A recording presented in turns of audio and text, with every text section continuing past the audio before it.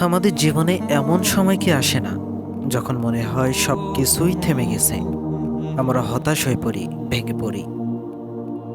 একটু ভেবে দেখুন এবং কৃতজ্ঞ হন। আপনার প্রতি আল্লাহ তাআলার অসংখ্য করুণার কথা স্মরণ করুন।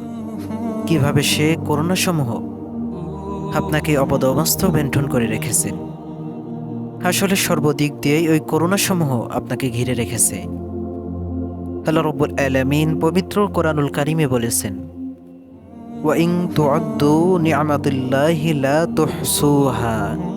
যদি তুমি আল্লাহর নিয়ামত রাজিকে গণনা করতে চাও, তবে তা তুমি কখনো গণনা করে শেষ করতে পারবে না।